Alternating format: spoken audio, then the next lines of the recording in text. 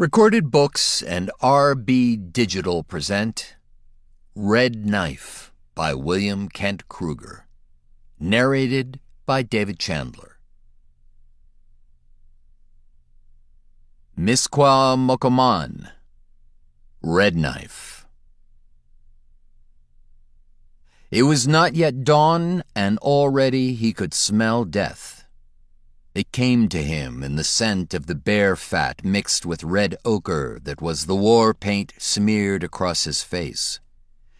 It was in the sulfur odor of his powder horn, and in the stink of his own sweat-drenched body as he bent to the stroke of his paddle.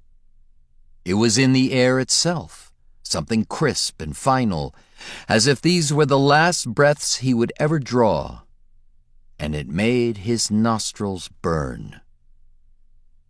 In the east, the sky hinted at color, a faint flush of red. The dark lake surface around the canoes suggested a suggestion of the same hue, blood mixed with the juice of blackberries. The only sound was his own breathing and the occasional liquid gurgle of water as he swept his paddle back. His name was Dindisi, which meant blue jay. He was 16 years old. He was Anishinabeg, one of the original people. This was his first war party. For years his father and the other men of his village had been preparing him for this moment. Several days earlier, they'd painted him black, a sign that in this business he was not yet initiated. The night before, they'd forced him into the bitter cold water of the lake, where he'd washed himself clean. Afterward, they invited him to join in the preparations for battle. They painted their faces.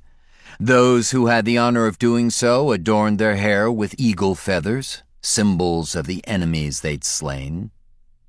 They attached the penisawiyum, holding charms for invulnerability, to their belts or armlets or headdresses.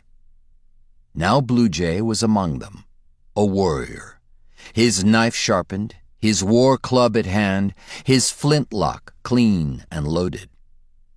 His father knelt in the stern of the birch-bark canoe. Blue Jay had the bow. He was afraid. More afraid than he'd ever been. He was also excited, and the two emotions waged a battle inside him that no man looking at his face could see. There were 10 canoes, 2 warriors in each, a small war party. The enemy were Dakota from the south. That alone was enough to get them killed. But they were hunters as well, trespassing, taking game the Anishinabeg would need for their own people in the coming winter. The canoes neared the shoreline. Blue Jay leaped silently to land and lifted the bows so that the bark of the hull wouldn't snag and tear. His father followed, and together they settled the canoe on the shore. They gathered their weapons. In the gray light of early morning, they followed the others along a deer trail into the trees. Blue Jay knew where the hunters were camped, which was in a clearing next to a fast-running stream. He knew because the enemy had been scouted, and because he smelled the char from the fire they'd lit the night before. It was only a faint scent on the breeze, but in the deep woods it was profoundly distinct, especially to the heightened senses of a young man on his way to war. Ojawashquabi, Black Eye, who led the party, lifted his hand, signaling them to stop. He pointed left and right, and the warriors fanned out. Blue Jay crept to a twisted trunk cedar tree only a stone's throw from where his father knelt behind an uprooted pine that a powerful wind had pushed over some time before. In the clearing in front of them lay a circle of ash from a fire. Strewn around it were the blanketed forms of the sleeping Dakota. Blue Jay counted 13. His hand went to the hilt of his knife, then to the war club shoved into his belt. He slid the powder horn from his chest and set it at the base of the cedar. He raised his flintlock and waited. His heart beat so furiously he was afraid the tree he leaned against would begin to shake. In his mind, he went over the things his father had said to him the night before.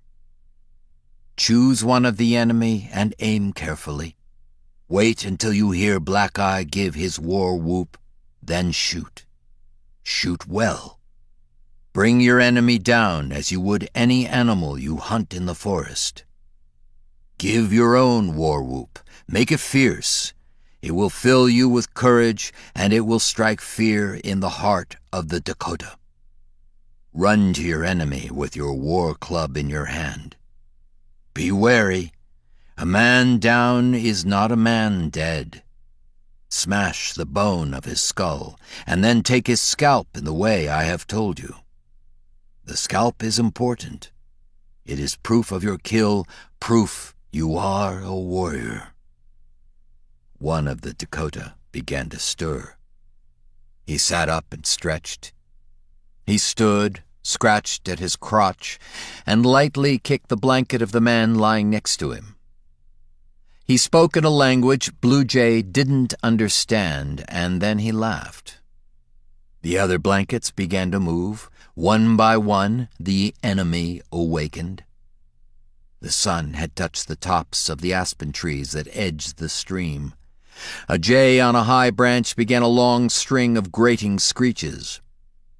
One of the enemy turned to look, picked up a rock, and threw it to no effect. Blue Jay sighted his rifle barrel on the back of that enemy. With his thumb, he drew back the hammer of the flintlock. There was the smallest of clicks as the hammer locked, hardly more than the snap a very small twig might make. The Dakota nearest him turned suddenly in his direction.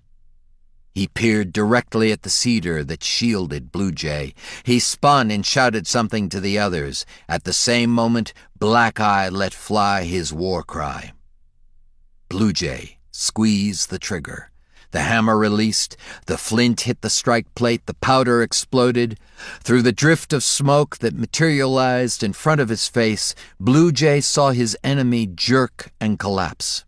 To keep listening to this audiobook, I've left you a link in the description so you can do it, at no cost thanks to Audible's 30-day free trial.